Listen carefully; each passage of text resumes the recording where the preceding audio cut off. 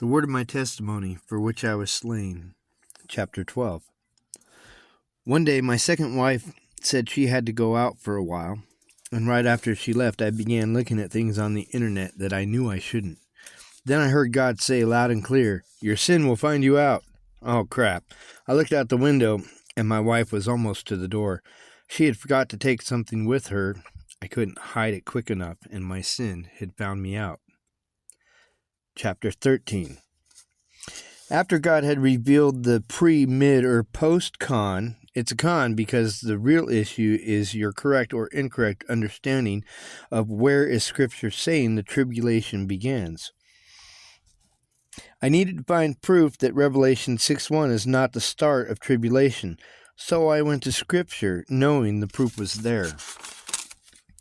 If the incorrect interpretation seemed to cross all denomination lines of Christianity, which it does, the enemies of God are not trying to deceive the unsaved, but their target is Christians. And what did that mean? Was it even very important?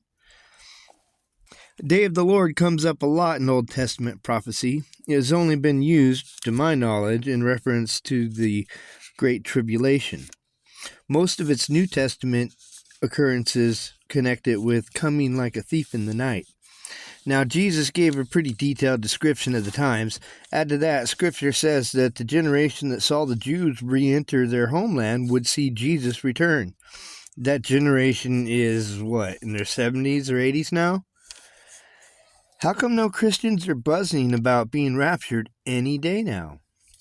In John's revelation, the described actions of the horsemen can all be attributed to man's own making. Old Testament prophets said it's the worst the world had ever seen. Who could stand?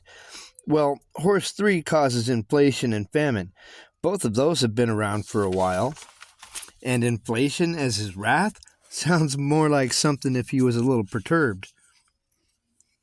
Consider the second horse. Is causing a third world war going to get credited as his work? Absolutely not. It will be China getting those creds. Consider the fifth seal. If tribulation began 4 seals ago, would the saints be asking God, "How long, O Lord, till you avenge us?" And why would they be told to wait for the rest of their brothers to be killed if the rest of their brothers to be killed are out of the tribulation? Still, 5 saints would already know that the day of the Lord had already come. Finally, I would ask you, when you consider the 6th seal that actually makes reference to those described events as being the day of the Lord, how can anyone reconcile that with being taught it already happened? Or would God wait to mention it until after he had delivered wrath? Would they be so clearly numbered by John's hand if 6 came before 1? How did God's enemies put everyone to sleep?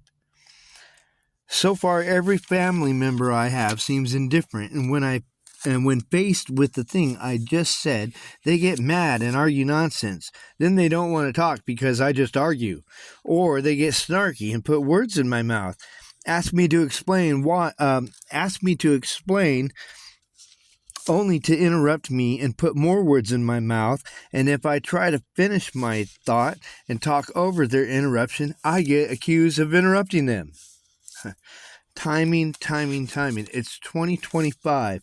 Prophecy teaches that this age of Gentiles or of the church is about 2,000 years. Consider Matthew 24, verses 4 through 9. 2,000-year mark already passed, so I ask you, does the description given in Matthew 24, 4 through 8 describe the last 125 years or so in world history? Verse 9 says, "Then they kill all the Christians." I'm being vigilant, and real Christians think I'm paranoid.